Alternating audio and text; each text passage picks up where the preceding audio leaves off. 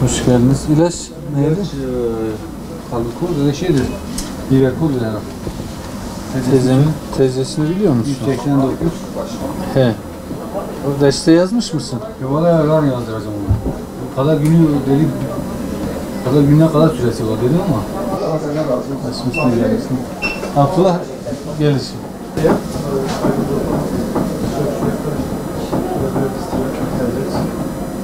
Tamam hocam. Abi geçmiş olsun. Geçmiş olsun.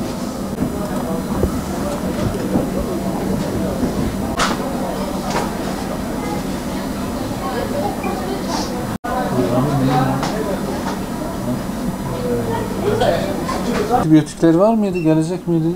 Hocam şu an depolarda yok. Antibiyotik grubunda sıkıntı var. Özellikle koamoksilat grubunu hiç kullanmıyoruz depolarda. Yani işimiz halk sağlığı.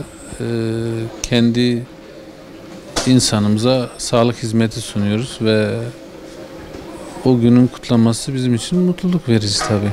Eczacılık mesleğinin şu an çok ciddi problemleri var. Yaşadığımız problemlerimiz var tabii. İşte gereğinden fazla eczacılık fakültesinin açılması, istihdam sorunu, kur düzenlemesine kaynaklı ilaç bulamama problemleri, bunlar mesleğimizin sıkıntıları. Tabii bu da vatandaşa, hastalarımıza ilaç bulamayınca biz de zorlanıyoruz ister istemez. Vatandaşın sağlık hizmetine ulaşmasına bir engel teşkil ediyor. Rahat bir meslek değil. Zorlanıyoruz çünkü insan hayatına dokunuyoruz. Attığımız her adım, yaptığımız her şeyi çok titizlik yapmak zorundayız. Tabii ilaç şu an ilaç bulamayınca hastamıza bunu izah etmekte zorlanıyoruz. Yani ilaç nasıl olmaz, işte doktor yazdı nasıl yok gibi.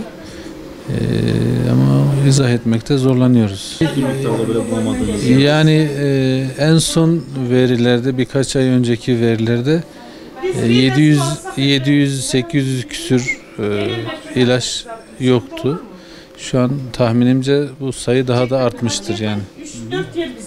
Artmıştır. Bu da zor yani, insanların sağlık hizmetine ulaşmasını güçleştiriyor yani. İlaç bulamayınca vatandaş bir daha doktora gitmek zorunda kalıyor. İlacını değiştirmek zorunda kalıyor. Veya tedavisi yarım kalabiliyor. Tedavisini tamamlamayabiliyor ilaç eksikliğinden kaynakları. Bunlar zor mesleğin zor tarafları yani. Vatandaşa düşen görev şöyle: bizde ilaç gerekli olduğunda kullanılması lazım. Yani ha deyince başım ağrıdı antibiyotik kullanayım değil, lazımsa kullanalım.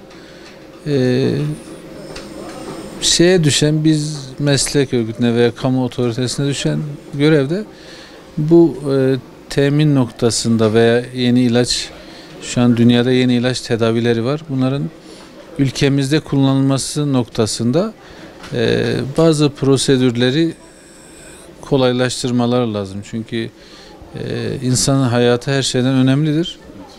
Ve bir insanın hayatı bile bir ilaca bağlıysa onun bir an önce o ilaca ulaşması gerekmektedir.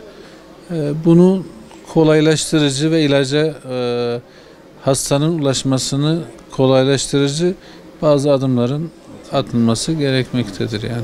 Eczacılık severek yaptığım bir meslek. Bence kutsal bir meslek.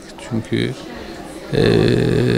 bir insanın iyileşmesi ve onun sonrasında size olan, öyle biz o kadar çok dua alıyoruz ki yani insanlar iyileştiğinde, şey olduğunda, o yüzden ben değerli bir meslek olduğunu düşünüyorum.